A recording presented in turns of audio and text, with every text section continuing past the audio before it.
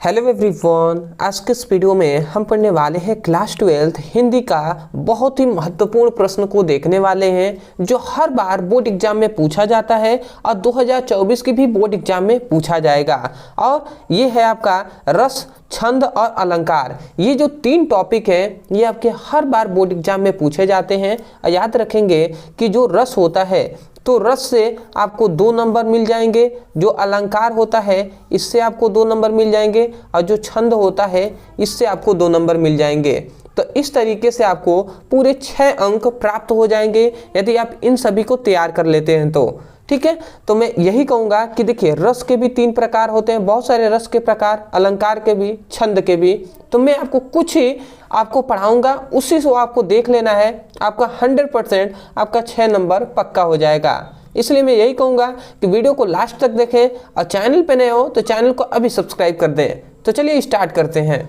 तो सबसे पहले हम रस के बारे में देख लेते हैं। तो देखिए रस का हम सबसे पहले, रस के बहुत सारे प्रकार होते हैं बट मैं आपको 3 रस के बारे में पढ़ाऊंगा जिसमें से अथवा करके आपसे क्वेश्चन पूछा जाता है। जैसे कह देगा कि श्रृंगार रस और हास्य रस, मतलब श्रृंगार रस अथवा हास्य रस को परिभाषा सहित, उदाहरण सहित आपको बताना है। तो इस तरीके से मतलब क्वेश्चन पूछा जाता है, अथवा में क्वेश्चन आपसे पूछे जाते हैं। तो अभी हम आपको क्वेश्चन भी दिखा सकते हैं, ठीक है, अदरवाइज पहले याद कर लेते हैं। तो देखिए श्रृंगार रस यदि आता है तो आप कैसे लिखेंगे? आप लिखेंगे इसका अस्थाई भाव रीति है। रति मतलब इसका अस्थाई भाव रति है। रति नामक अस्थाई भाव विभाव, अनुभाव तथा सहचारी भाव के संयोग से श्रृंगार रस की उत्पत्ति होती है। समझ गए कि श्रृंगार रस की उत्पत्ति कैसी होती है? तो इतनी बातों को यहाँ से लेकर यहाँ तक आपको परिभाषा लिख देना है कि जो श्रृंगार रस है इस श्रृंगार रस का जो क्या होता है, अस्थाई भाव होता है, वो रति होता है।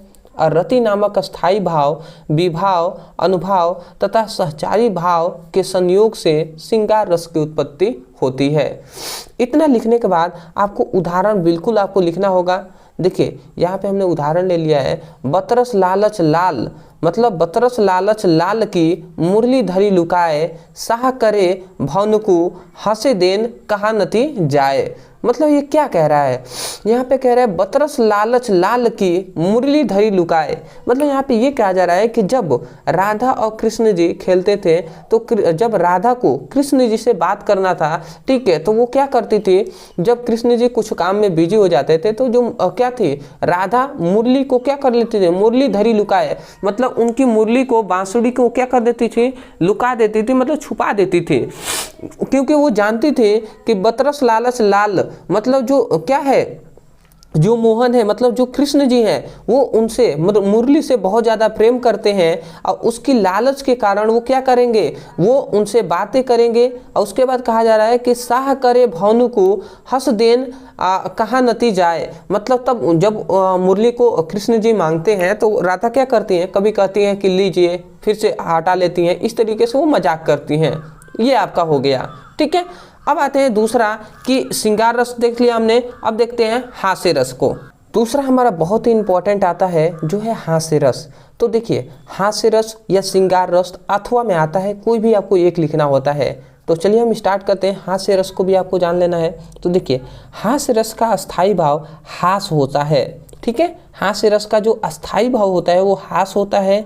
यहाँ से लिखेंगे किसी व्यक्ति की विकृति, रूप, आकार, वेशभूषा आदि को देखकर हृदय में जो विनोद का भाव उत्पन्न होता है उसे हम हास्य रस कहते हैं।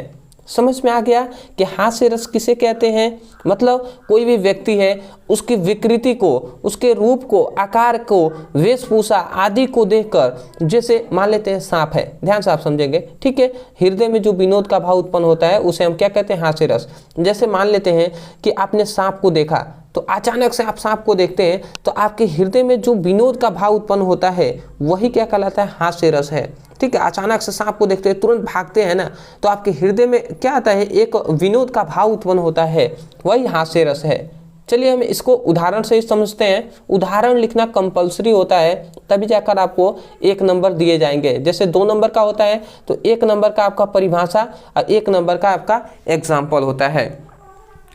उदाहरण में आप क्या लिखेंगे, देखिए यहाँ पे हमने लिखा है मैं महावीर हूँ, पापड़ को तोड़ सकता हूँ, गुस्सा आ जाए तो कागज को मोड़ सकता हूँ। समझ रहे हैं कितना सिंपल है कि मैं महावीर हूँ, मतलब ये कह रहा है कि मैं महावीर हूँ, ठीक है, वैशाली भी हूँ, और तोड़ किसका रहा है तो पापड़ को तोड़ देता हूँ, पापड़ है उसको तोड़ देता है, और गुस्सा आ जाए तो कागज को मोड़ देता हूँ। मतलब बताइए गुस्सा है तो ये कागज को ही मोड़ सकता हूँ, ये कह रहा है। तो यही है आपका बहुत ही सिंपल इसका उदाहरण है, तो आप इसको याद कर लेंगे। आते हैं अगले हमने टॉपिक पे। अगला आता है करुण रस। अब करुण रस को भी बहुत ही आसानी से हम समझ लेते हैं। देखिए यहाँ पे लिखा है करुण रस की अस्थाई भाव शोक होता है। ठीक है, करुण रस का अस्थाई भाव क्या होता है, शोक होता है। शोक नामक अस्थाई भाव जब विभाव, अनुभाव और सहचारी भाव से संयोग करता है तो करुण रस की उत्पत्ति होती है। समझ में आ गया। यहाँ पे कह रहा है कि करुण रस का अस्थाई भाव शोक है, ठीक है, मतलब दुख है, और शोक नामक अस्थाई भाव जब विभाव, अनुभाव और सहचारी भाव का संयोग होता है तो करुण रस की उत्पत्ति होती है। सिंपल वे में है, थोड़ा सा मेहनत करके आप इसको याद कर लीजिएगा।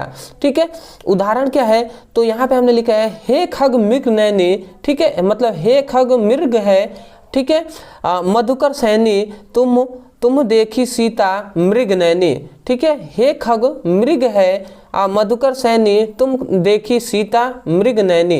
तो इसको आप याद कर लेंगे, ये बहुत ही सिंपल ही है। ठीक है, तो आप इसको याद कर लेंगे। जो भी मैंने देखा, जो भी इम्पोर्टेंट और जो भी आपके लिए आसानी से एग्जाम्पल याद हो सके, वही सब हमने एग्जाम्पल को लिया हुआ है। तो देखिए ये जो आपने रस पढ़ा, तो रस जो आपने पढ़ा है, तो रस में हमने 3 प्रकार आपको पढ़ाए हैं, ओनली 3 पढ़ाए हैं। ठीक है, अथवा में क्या आपसे 2 पूछता है, तो आप इन तीनों में से याद कर लेते हैं कंफर्म, तो आपका कम से कम एक तो आप इसमें आएगा ही, एक तो आप जरूर लिख देंगे। आशा करते हैं आप समझ के होंगे। तो चलिए हम स्टार्ट करते हैं। अब अलंकार को देख लेते हैं। अब हम देख लेते हैं अलंकार को। तो याद रखेंगे अलंकार का सबसे पहला हम अलंकार देखेंगे जो है रूपक अलंकार। देखिए जो भी इंपॉर्टेंट है अलंकार वही हमने आपको बता रहे हैं, जो आपके बोर्ड एग्जाम में आने के बहुत ज़्यादा चांसेस हैं। ठीक है, तो देखिए यहाँ पे हमने लिखा है जहाँ उपमेय या उपमान को एक ही रूप मान लिया जाता है वहाँ रूपक अलंकार होता है। समझ में आया। देखिए हमने बहुत ही सिंपल वे में बताया है। किताब का अगर आप परिभाषा याद करेंगे बहुत ही कठिन होगा, बट सिंपल वे में हमने लिखा है कि जहाँ उपमेय या उपमान को एक रूप में मान लिया जाता है, मतलब उपमेय और उपमान को एक रूप में मान लिया जाता है, उसे हम रूपक अलंकार होता है, मतलब वहाँ। अब आप सोच रहे होंगे कि उपमेय और उपमान क्या है, तो देखिए हमने लिखा भी हुआ है कि उपमेय का मतलब क्या है, जिसकी तुलना की जाए, और उपमान का मतलब क्या होता है, जिससे तुलना की जाए। मतलब इसका अगर हम एग्जाम्पल से आपको बताएं तो मैं कह दूं कि जो सीता है, ठीक है, सीता है, वह सीता चंद्रमा के समान क्या है, सुंदर है। ठीक है, एग्जाम्पल से थोड़ा समझ जाते हैं। तो सीता जो है वो चंद्रमा के समान सुंदर है, मैं कह देता हूं। तो देखिए यहाँ पर सीता की तुलना की जा रही है, और किससे की जा रही है, तो चंद्रमा से की जा रही है। तो देखिए यहाँ पे कहा गया कि जिसकी तुलना की जाए वो क्या होता है, उपमेय होता है। तो सीता की तुलना की जा रही है, इसका मतलब ये सीता क्या है, उपमेय है। ठीक है, और जो चंद्रमा है ये क्या है, अब यहाँ पे कहा जा रहा है कि जिससे तुलना की जाए, तो किससे तुलना की जा रही है, सीता को चंद्रमा से ही तो तुलना की जा रही है ना, कि सीता चंद्रमा के समान सुंदर है, मतलब चंद्रमा से तुलना की जा रही है, तो चंद्रमा क्या हो जाएगा, उपमान हो जाएगा। ठीक है, आते हैं इसका एग्जाम्पल भी हम देख लेते हैं। देखिए एग्जाम्पल हमने 2 लिया है। देखिए एक ही एग्जाम्पल लिखना होता है बोर्ड एग्जाम में, बट मैंने 2 लिया है, जो आपको अच्छा लगे वो आप याद कर लीजिएगा। ठीक है, देखिए हमने लिखा हुआ है कि मुख चंद्र तुम्हारा देख सखे मन सागर मेरा लहराए। ठीक है, तो ये एक एग्जाम्पल है कि तुम्हारा मुंह देखकर मेरा क्या होता है, सागर, मतलब मैं खुशी से उछल पड़ता हूँ। ठीक है, दूसरा आता है चरण कमल बंदो हरिराए, मतलब जो तुम्हारे चरण है वो कमल के समान है। ठीक है, तो ये दोनों में से आप एग्जाम में लिख देते हैं तो बहुत ही बेहतर बात है, अच्छी बात है। बट अगर आप नहीं लिख पाते हैं तो कम से कम एक इन दोनों में से लिख लीजिएगा। आगे बढ़ते हैं हम। दूसरा हम देखने वाले हैं जो है उपमा अलंकार। तो अब हम देखते हैं कि उपमा अलंकार किसे कहते हैं, तो ध्यान से समझेंगे। यहाँ पर लिखा जा रहा है कि जहाँ पर किसी एक वस्तु की तुलना दूसरे लोक प्रसिद्ध वस्तु के रूप में रूप, रंग, गुण, धर्म, आकार आदि के आधार पर की जाती हो उसे उपमा अलंकार कहते हैं। समझ में आया क्या कहा जा रहा है? मतलब यहाँ पे ये कहा जा रहा है कि जहाँ पर किसी भी एक वस्तु की तुलना, कोई भी एक वस्तु है तो एक वस्तु की तुलना जो प्रसिद्ध वस्तु है उसके रूप से, रंग से, गुण से, धर्म से और आकार के आधार पर की जाती है तो उसे हम क्या कहते हैं? उपमा अलंकार कहते हैं। समझ रहे हैं ना कि कोई भी एक वस्तु है उसकी तुलना किससे? प्रसिद्ध वस्तु से की जाएगी। ठीक है, चलिए एग्जाम्पल से समझते हैं। तो देखिए यहाँ पे हमने 3 एग्जाम्पल लिए हुए हैं जिससे आपको समझ में आ जाए। यहाँ पे लिखा गया है मुख चंद्रमा सा सुंदर है, मतलब जो मुख है वो चंद्रमा सा सुंदर है। ठीक है, तो यहाँ पर समझ रहे हैं ना, मुख है वो चंद्रमा, चंद्रमा एक प्रसिद्ध क्या है? वस्तु है कि नहीं? तो चंद्रमा सा सुंदर है, तो इसको आप याद रखेंगे। ठीक है, ये पहला आपका हो गया। दूसरा आप याद रख सकते हैं कि नील गगन सा शांत हृदय है, मतलब नील गगन मतलब आसमान की तरह ही तुम्हारा हृदय भी शांत है। ठीक है, और तीसरा यहाँ पे लिखा गया है वो लड़की चंद्रमा सी चमक रही है, मतलब लड़की की तुलना चंद्रमा से की गई तो चंद्रमा एक प्रसिद्ध वस्तु है कि नहीं? तो ये इसका एग्जाम्पल हो जाएगा। तीनों आप याद कर लीजिएगा। अब बोर्ड एग्जाम में तीनों लिख देते हैं तो बहुत ही बेहतर बात है। ठीक है, आते हैं अगले टॉपिक पे। अगला अलंकार का ये हमारा तीसरा है। ठीक है, ये हम 3 अलंकार भी देखेंगे। ठीक है, अलंकार के बहुत सारे प्रकार होते हैं बट जो इम्पोर्टेंट है वही मैं 3 करा रहा हूँ कि कम से कम 3 याद रखेंगे तो आपका 100% कन्फर्म है कि आपको इन तीनों में से एक तो जरूर मिलेगा जिससे आप कर लेंगे। ठीक है, अगला आता है यमक अलंकार किसे कहते हैं? तो यहाँ पे यमक अलंकार का सबसे पहले परिभाषा लिखेंगे।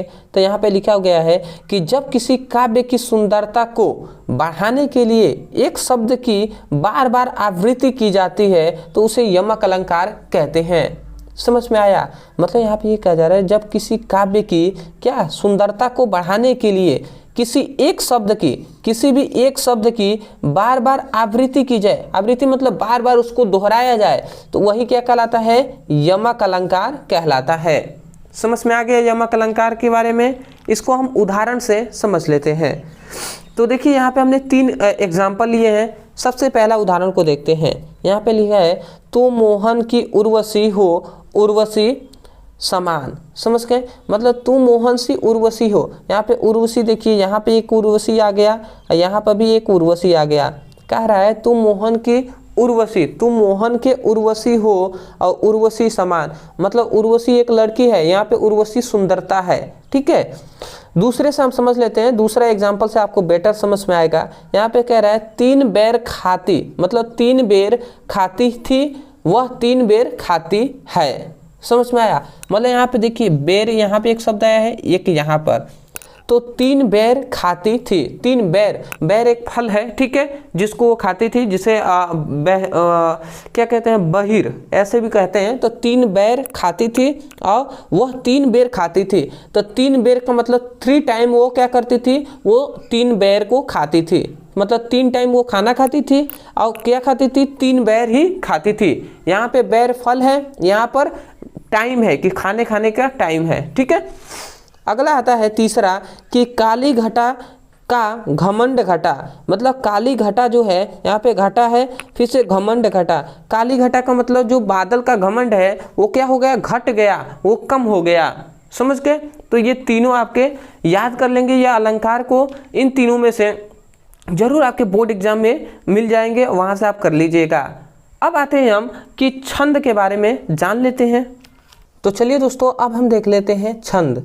इससे पहले हमने 2 टॉपिक देख लिया। एक है रस के हमने 3 प्रकार देखा है, फिर से अलंकार के 3 प्रकार हमने देख लिया। ठीक है, इसके तो बहुत सारे इन दोनों के प्रकार होते हैं बट 3 हमने देखा है। ठीक है, जो इंपॉर्टेंट है। अब देखते हैं हम छंद में। तो छंद में सबसे इंपॉर्टेंट आपका है दोहा। दोहा को आप याद कर लेंगे। ठीक है, अथवा में करके आपसे दोहा, इस तरीके से दोहा अथवा चौपाई को परिभाषा सहित उदाहरण दीजिए। इस प्रकार क्वेश्चन कहेगा तो दोहा या चौपाई में एक कोई लिखना होता है। ठीक है, तो पहले आप दोहा को तैयार कर लीजिए। तो यहाँ पर देखिए दोहा एक अर्ध सममात्रिक छंद है। क्या पे क्या कहा गया? दोहा एक अर्ध सममात्रिक छंद है। अर्ध सममात्रिक छंद है। इसके 4 चरण होते हैं। ठीक है। इसके कितने 4 चरण होते हैं और इसकी पहली व तीसरी, ध्यान से यहाँ नाम याद रखेंगे, इसकी पहली व तीसरी चरण में 13 मात्राएं होती हैं और दूसरी और चौथी चरण में 11 मात्राएं होती हैं। इसको हम उदाहरण से समझेंगे तब आपको समझ में आएगा। तो चलिए हम उदाहरण देख लेते हैं। तो देखिए यहाँ पे हमने उदाहरण लिया है, ठीक है। इसको थोड़ा सा मैं इस तरीके से कर दूं जिससे आपको बेहतर तरीके से दिखाई दे, ठीक है। दिखाई दे रहा है आपको? तो देखिए यहाँ पे लिखा गया है दोहा एक अर्ध सममात्रिक छंद है जिसमें 4 चरण होते हैं। अब यहाँ पे 4 चरण कहने का मतलब क्या था, ये आप समझे। 4 चरण का मतलब देखिए, एक ये चरण, दूसरा, तीसरा, चौथा, तो इसमें 4 चरण हो गए कि नहीं, मतलब 4 लाइन हो गए। ये पहला चरण, फिर से दूसरा, फिर से तीसरा, फिर से चौथा। तो यही कहा जा रहा है दोहा एक अर्ध सममात्रिक छंद है, इसमें 4 चरण होते हैं और इसके पहले और तीसरे चरण में 13 मात्राएं होती हैं। मतलब ये है पहला चरण और ये क्या है, पहला और तीसरा, तो ये तीसरा चरण है। तो देखिए पहले और तीसरे चरण में कितने, 13 मात्राएं होती हैं। तो देखिए हम गिन के भी देख लेते हैं। यहाँ पे 1 2 3 4 5 6, ये एस दिखाई दे रहा है, इसको हम 2 पढ़ेंगे। तो यहाँ पे 3, यहाँ पे 3, 6 6 2 8 9 10 11 12 13। तो देख रहे हैं यहाँ पर 13 मात्राएं इसमें है। और यहाँ पे हम देख लेते हैं 2 3 हो गया, यहाँ पे 3 दूना 6 हो गया, 6 2 8 8 2 10 और 10 3 13। तो देख रहे हैं कि यहाँ पे कहा गया है पहले और तीसरे चरण में 13 मात्राएं होती हैं। तो देख रहे हैं पहला और तीसरा चरण में हमने 13 मात्राएं होती हैं और यहाँ पे कहा गया कि दूसरे और चौथे चरण में 11 मात्राएं होती हैं। तो दूसरा चरण यही ना है, तो इसमें हम देख लेते हैं 2 3 4 हो गया, 4 2 6 7 8 9 10 11। तो इसमें देखिए 11 मात्राएं इसमें है। इसमें देख लेते हैं तो 1 2 3 4 5 6 7 8 के बाद ये 2 10 हो गया, 1 11। तो देखिए इसमें भी आपके 11 हैं। तो यही आपसे सिंपल में कहा गया था, क्या कहा गया था कि पहले और तीसरे चरण में 13 मात्राएं होती हैं। पहले और तीसरे, पहले में 13 मात्राएं और तीसरे में भी 13, पहले और तीसरे में 13 मात्राएं होती हैं और दूसरे और चौथे में 11 मात्राएं होती हैं। आशा करते हैं आप समझ गए होंगे। तो चलिए हम स्टार्ट करते हैं इसको। आप एग्जाम्पल जरूर याद रख लेंगे, ठीक है। पवन तने संकट हरण मंगल मूर्ति रूप राम लयन सीता सहित हृदय बसु सूर भूप। तो इसको आप याद कर लेंगे, थोड़ा सा कठिन है बट आप याद करेंगे तो आपको याद हो जाएगा, ठीक है। जो क्या है आसान है वही हमने लिखा हुआ है, जिससे आप आसानी से इसको याद कर लें, नहीं तो अदरवाइज तो एग्जाम्पल बहुत ही हार्ड है। तो चलिए स्टार्ट करते हैं, आगे हम देख लेते हैं। दूसरा छंद में आता है जो है चौपाई, बहुत ही इंपॉर्टेंट है, इसको तैयार कर लेंगे। अब चौपाई क्या होता है इसको भी हम देख लेते हैं, ठीक है। यह सममात्रिक छंद है, इसके प्रत्येक चरण में 16 मात्राएं होती हैं। पहले चरण का तुक्का दूसरे चरण से तथा तीसरे चरण का तुक चौथे चरण से मिलता है, ठीक है। अभी आपको तुक क्या है वो भी समझ में आ जाएगा, पहले आप समझ जाइए। यह एक सममात्रिक छंद होता है, ठीक है। चौपाई सममात्रिक छंद होता है, इसके प्रत्येक चरण में 16 मात्राएं होती हैं। याद रखेंगे 16 मात्राएं होती हैं। अब पहले चरण का तुक दूसरे चरण से और तीसरे चरण का तुक, मतलब पहले चरण का तुक दूसरे चरण से और तीसरे चरण का तुक चौथे चरण से मिलता है। चलिए हम इसको उदाहरण से समझते हैं, जिससे और भी हमें बेहतर तरीके से समझ में आए, ठीक है। तो देखिए इसका हमने उदाहरण ले लिया है, थोड़ा सा उदाहरण को ध्यान से समझेंगे। यहाँ पे लिखा गया है कि जय हनुमान ज्ञान गुण सागर, जय कपीस त्यू लोक उजागर, राम दूत अतुलित बलदामा, ठीक है। अंजनी पुत्र पवन सुतनामा, ठीक है। तो ये एक क्या है आपका, इसका चौपाई का एग्जाम्पल है, इसको आप जरूर याद रखेंगे, ठीक है। यहाँ पर देखिए, यहाँ पर कह रहा है कि यह एक आपसे कहा गया था कि चौपाई एक सममात्रिक छंद होता है, जिसके क्या होते हैं, जिसके 16 मात्राएं होती हैं। अभी आपने देखा ना कि सममात्रिक छंद है, इसके 16 मात्राएं होती हैं, ठीक है। तो देख लेते हैं हम पहले 16 मात्राएं हैं कि नहीं। तो यहाँ पे देखेंगे तो 1 2 3 4 5 6 7 7 2 9 9 1 10 11 12 13, 14, 15, 16। तो देख रहे हैं यहाँ पर भी 16 है। तो देखिए इसी प्रकार आप सभी को जोड़ेंगे तो 16 मात्राएं आएंगी, मुझे कंफर्म पता है। ठीक है, अगर आप चाहें तो जोड़कर आप देख सकते हैं। तो यहाँ पे यही कहा गया कि 16 मात्राएं होती हैं।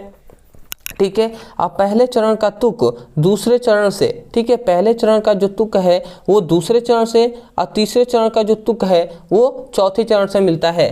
तुक के बारे में अभी हमने बताया था। तो देखिए तुक का मतलब होता है कि पहले चरण का अंतिम वाला जो अक्षर होगा वो दूसरे चरण से मिलेगा। तो यही कहा गया था कि पहले चरण का तुक दूसरे चरण से और तीसरे चरण का तुक चौथे चरण से मिलता है।